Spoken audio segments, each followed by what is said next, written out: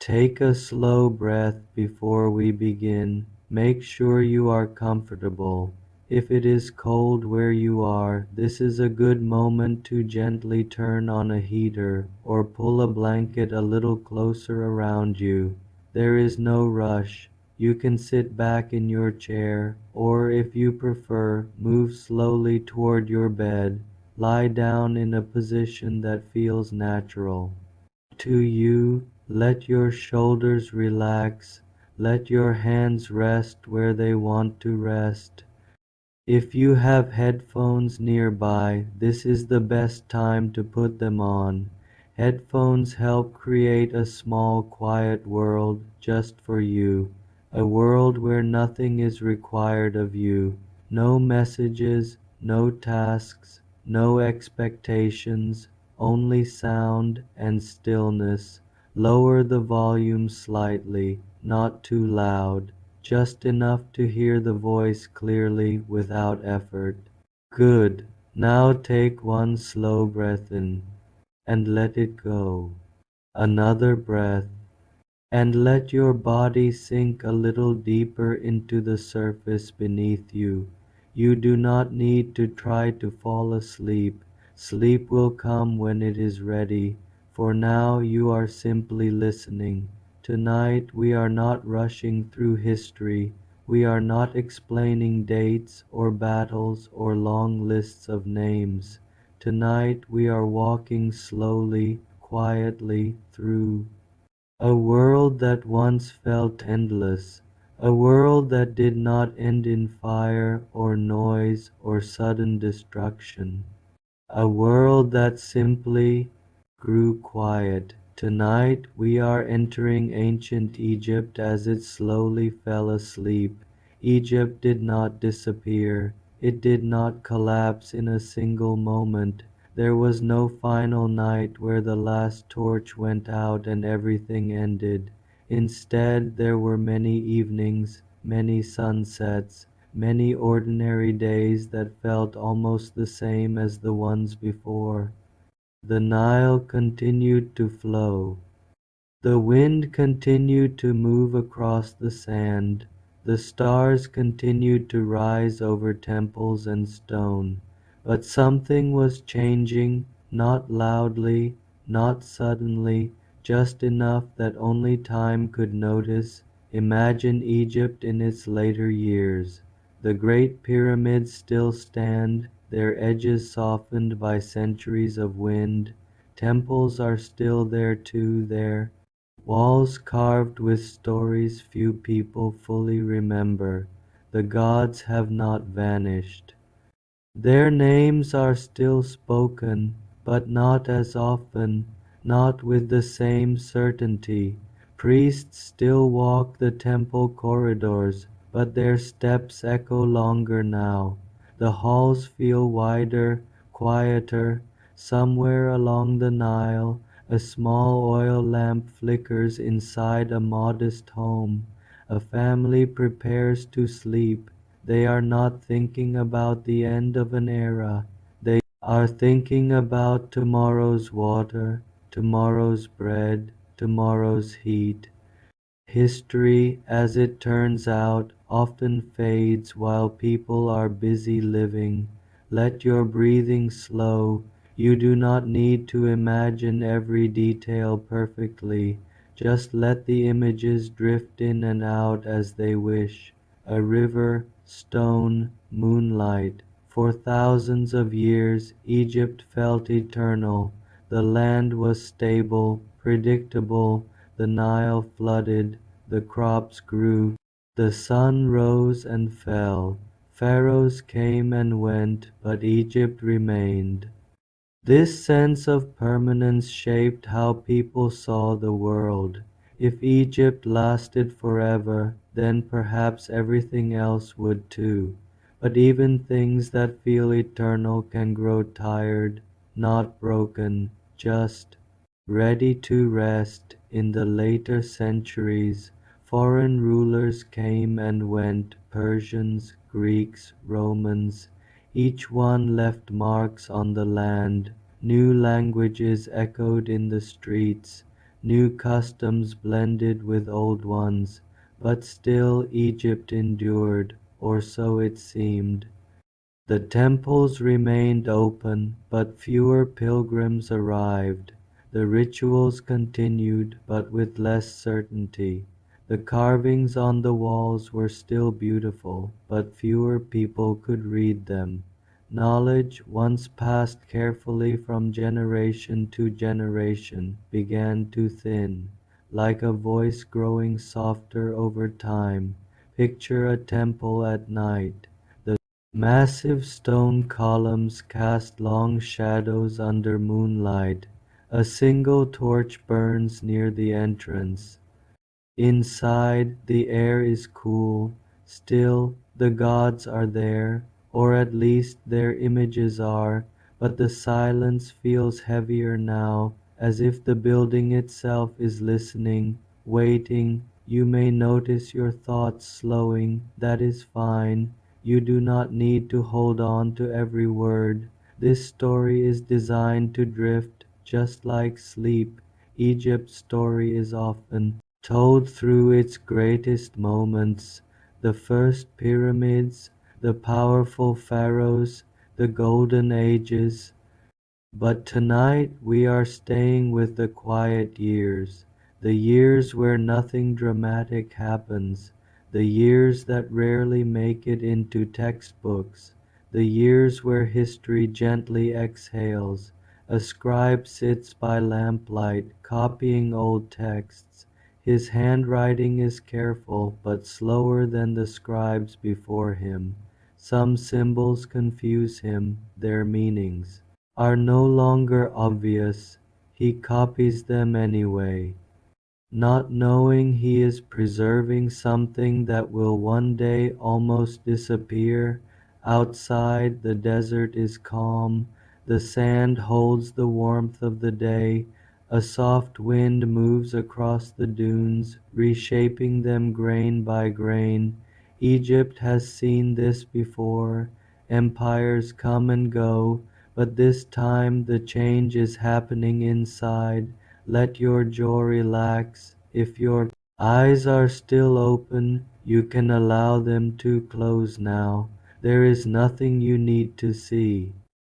The Roman world is changing, trade routes shift, cities far away struggle.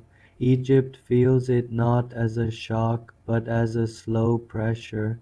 Taxes rise, resources thin, life continues but with less ease. Still people wake each morning, they walk the same paths, they draw water from the same river. They tell the same stories to their children. No one announces the end. No one rings a bell. Egypt does not fall. It simply grows quieter. Over time, some temples close, not all at once, just one here, one there, a door that no longer opens, a ceremony no longer performed. The gods remain, but fewer voices call to them. Christianity spreads across the land, not violently, gradually. Churches rise near ancient stones.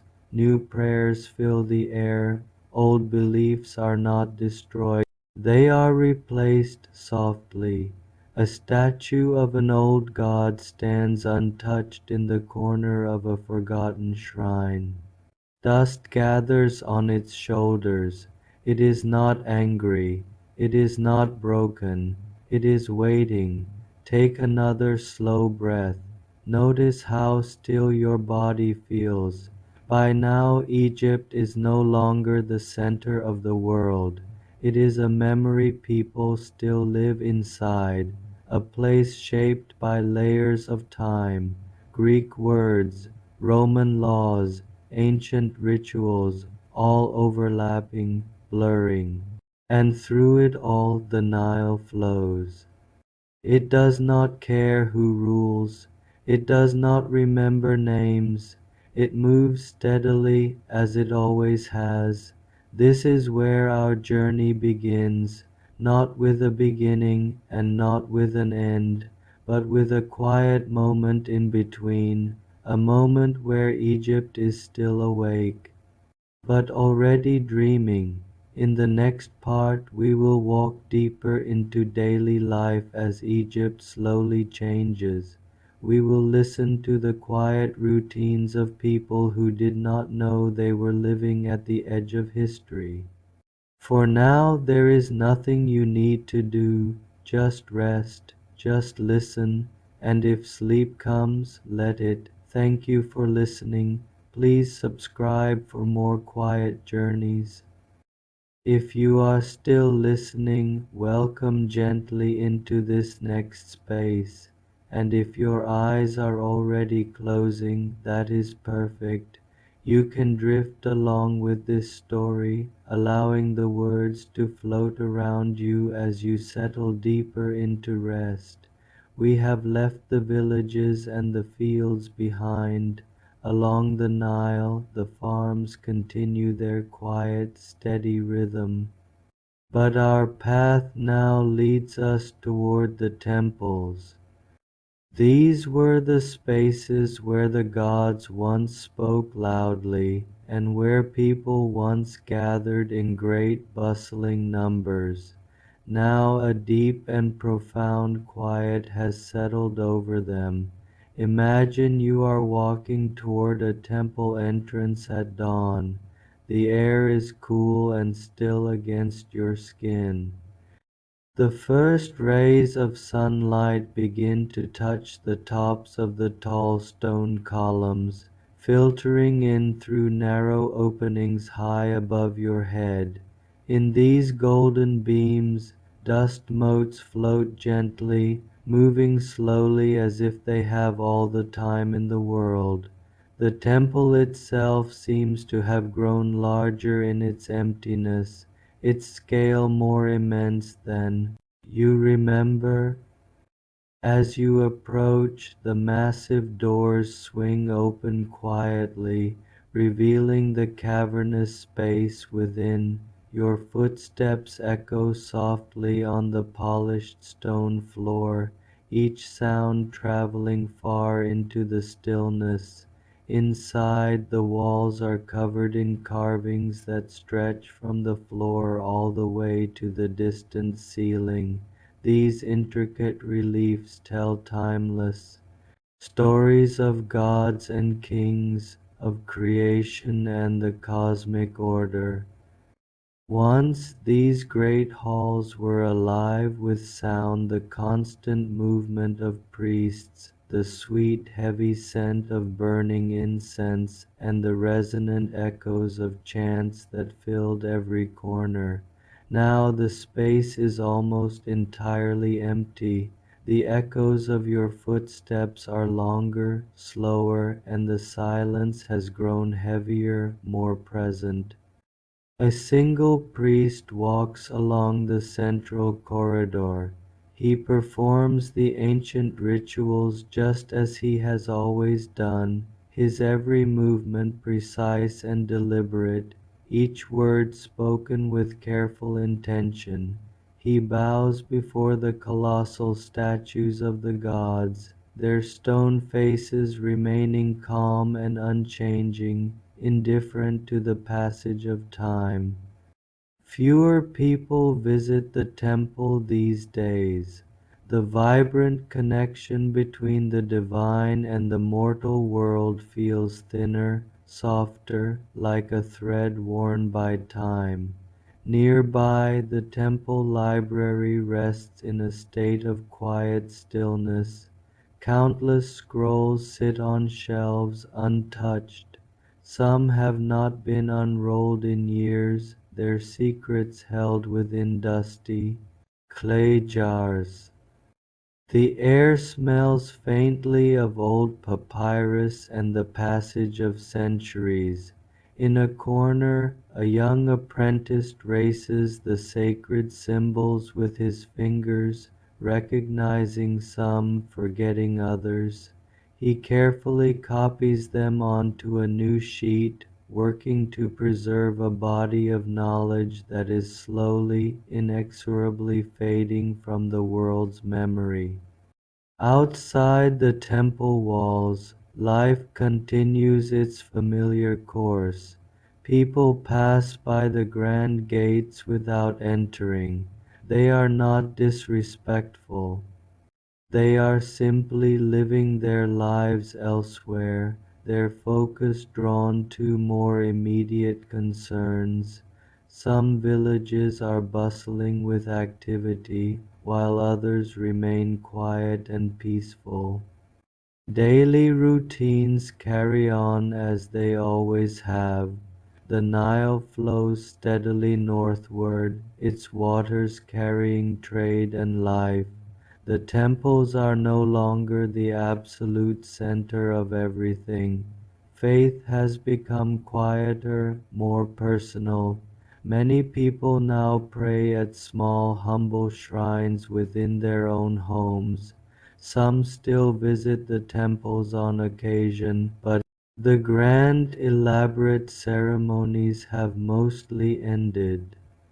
The great festivals are fewer now, smaller and less attended. As night begins to fall, a priest locks a heavy side door. The sound of the bolt sliding into place echoes for a long time in the empty hall. He pauses for a moment and looks back at the vast, shadowy space. He feels no grief, no anger, only a quiet, resigned acceptance of what is. The great statues still stand, their stone faces serene and impassive. A fine layer of dust gathers at their massive feet. Moonlight filters through the high openings in the ceiling, casting long, stark shadows along the floor, creating a landscape of light and dark. Outside, new ideas are spreading quietly from person to person, from house to house. Small Christian communities are beginning to gather in private homes. Their prayers are soft, their meetings intimate. They bring with them new beliefs, new ways of understanding the world and one's place within it. Even as the old gods fade into memory, the land of Egypt remains. Stone and sand absorb the passing centuries, holding the stories of all who have come before. Life continues its quiet, resilient flow along the Nile. The temples watch silently over it all, eternal witnesses to the ordinary, extraordinary lives of the people below. At night, the temple rests beneath a blanket of stars. The quiet is heavy but calm. There is no sudden destruction, no dramatic event to mark this transition. This is how Egypt preserves its memory softly, slowly, layer by layer, like sediment deposited by the river. In the next part of our journey, we will explore how Egypt transitioned under the influence of foreign rule. We will see how Roman governance began to replace priestly ceremony, how secular law replaced sacred ritual, and how the fabric of daily life absorbed these subtle but profound changes. For now, you do not need to think about any of that, just rest, just listen. And if sleep comes to find you, let it carry you forward into the gentle night. If you are still listening, welcome gently into this next part. And if sleep has already begun to take you, that is perfect. This part will continue softly around you, like the river flowing beside an ancient village. In the last part, we saw how Egypt continued under foreign rule. Temples grew quieter, faith became smaller, more personal. Bureaucracy and distant rulers guided daily life without great drama. The Nile remained the heart of life. Now we move even closer to the everyday people living alongside these changes. Imagine stepping into a small village early in the morning. The sun rises slowly over mud brick rooftops. Smoke curls gently from chimneys. Children begin to stir, stretching and yawning. Fishermen carry their nets down to the river. Farmers check their fields. The air smells faintly of baked bread and fresh earth. Villagers greet each other softly. Neighbors nod. A mother carries water from the Nile. Her child holds her hand, stepping carefully over smooth stones. The rhythm of daily life is calm, persistent. Nothing interrupts the flow of ordinary tasks. The Nile glimmers in the morning light. Boats drift slowly along its current, carrying goods, grain, and people. The river has always been Egypt's artery, and it continues to shape life as it always has. The water moves gently, almost meditatively, reflecting the slow passage of time. Inside homes, women prepare bread and meals. Children watch carefully, learning the routines. The scent of wheat and oil fills the air. Daily life is simple but full of quiet purpose. Each action is deliberate, comforting, familiar. In the market, traders set up their stalls. Linen, grain, pottery, and oil are arranged neatly. People barter with calm voices, respecting each other's work. There is no rush, no chaos, only gentle negotiation and mutual understanding. Some villagers still honor the old gods. Small household shrines remain in quiet corners. A carved figure or a painted symbol marks a sacred spot. Rituals are simple, a small offering, a whispered prayer, a moment of reflection. Faith exists now on a personal level, soft, unobtrusive, quiet,